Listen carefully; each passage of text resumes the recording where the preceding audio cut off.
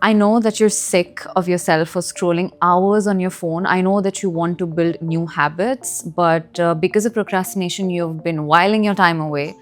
You've been putting a limit on your life and your potential. And today, we're going to quickly talk about 3 mindset shifts that you need to make in 2025 to finally stop procrastinating. And this is a list of mindset shifts that I have accumulated over my hundreds of hours of client sessions. And the number 1 tip, and one of the most effective tips that I can give you, is zoom in.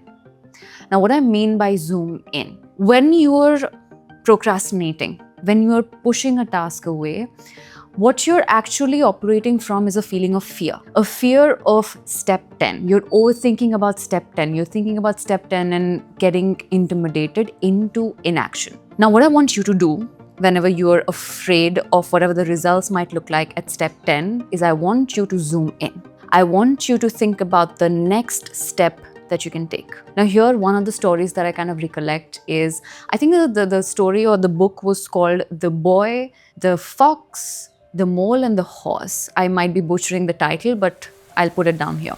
Now there was a boy and a horse walking in dark woods, and the boy and the horse stopped.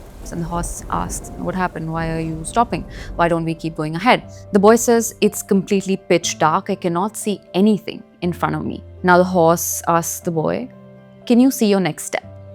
And the boy looks down and he goes, yes, I can. The horse says, then that's what you do. You take the next step. The boy takes the next step. And now the horse asks the boy again, now can you see your next step? And the boy says, yes, I can.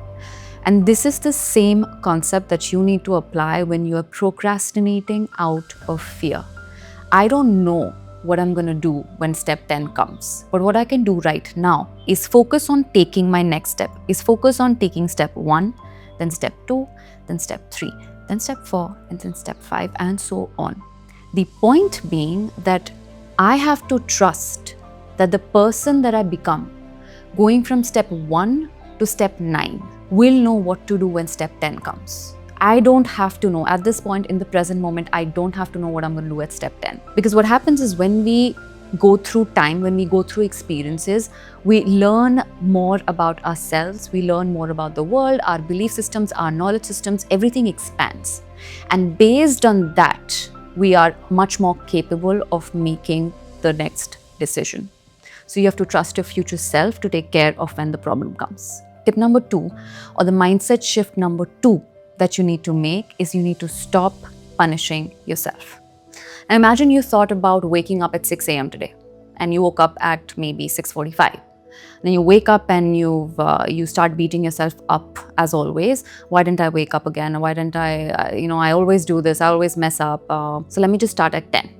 Or let me just start at 8, or let me just start at 12. Now what I'm doing here is just because I messed up or just because I woke up 45 minutes later than what I thought, now I'm wasting another 5 hours just punishing myself mentally for not following through what I said. Instead, imagine if you woke up at 6:45 instead of 6. Yes, you feel a little bit of pain. Yes, you feel a little bit of self-hatred or self-loathing at the moment of repeating the same mistakes you've always been doing. But if you can just quickly get back up and get into the mindset of action, get into the action mindset, you can save yourself so much more time. You can just start working from 7 a.m. and save yourself at least 4 good hours of deep work. And the third and the most useful and one of my favorite tips that I picked up from Ali Abdaal, the guru of productivity. I love his videos. I'll probably link one of his videos here if you've not watched it yet. Now, this is the mindset shift and the identity shift that has helped me along with my clients to finally stop procrastinating. And this mindset shift is called the amateur versus professional mindset shift. Now, you know what an amateur does. When an amateur wakes up in the morning, he or she asks himself or herself, do I feel like doing this today? And based on your mood, that's when you decide that, okay, do I want to do this or do I not want to do it? And that's when you end up procrastinating just because you don't feel like doing it.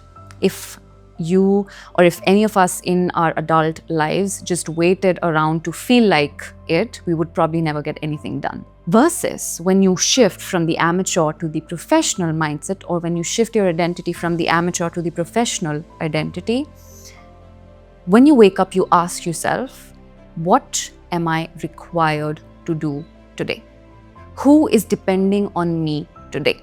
Because as soon as something or someone else becomes more important than you, as soon as something or some other cause becomes bigger than you, you step into the professional mindset. That's when you tend to do things, that's when you are more motivated to do things, despite or irrespective of how you feel. Now, these three are the only mindset shifts that you need for 2025. Let me know in the comments down below if you've tried any one of these or if you plan on trying these in 2025. I'll see you in the next video.